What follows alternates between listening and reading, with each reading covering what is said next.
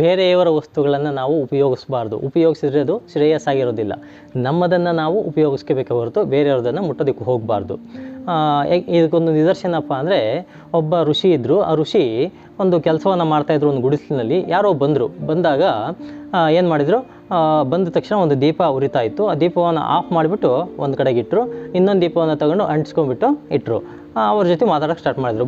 ಹೋದಂಥವ್ರಿಗೆ ಏನು ಅನ್ನಿಸ್ತು, ಯಾಕೆ ಈ ಥರ ಮಾಡಿದ್ರಲ್ಲ, ಅದರಲ್ಲಿ ಕೂಡ ಬೆಳಕು ಬರ್ತಾಯಿತ್ತು, ಇದರಲ್ಲೂ ಕೂಡ ಬೆಳಕು ಬರ್ತಾಯಿದೆ, ಇಲ್ಲಿ ಯಾವ ಥರ ಯಾಕೆ ಈ ಥರ ಮಾಡಿದ್ರಿ ಅಂತ ಅವ್ರಿಗೆ ಕೇಳಿದಾಗ ಅವ್ರು ಹೇಳಿದ್ರಂತೆ, ನಾನು ನೀವು ಬರೋದಕ್ಕಿಂತ ಮೊದಲು ಮಾಡ್ತಾ ಇದ್ದಿದ್ದು ರಾಜ್ಯದ ಕೆಲಸ.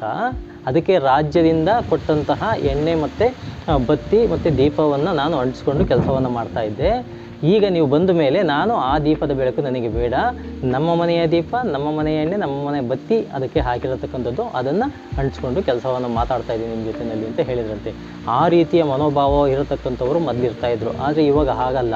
ಬೇರೆಯವರದನ್ನೇ ಉಪಯೋಗಿಸ್ಕೊಂಡು ಮಾಡ್ತಕ್ಕಂಥ ಕೆಲಸಗಳನ್ನು ಮಾಡ್ತಾರೆ. ಅದು ಒಳ್ಳೆಯದಲ್ಲ, ಅದು ಶ್ರೇಷ್ಠತೆಯೂ ಕೂಡ ಅಲ್ಲ. ವಿಡಿಯೋ ಇಷ್ಟ ಆಗಿದರೆ ಲೈಕ್ ಮಾಡಿ, ಶೇರ್ ಮಾಡಿ. ಧನ್ಯವಾದಗಳು.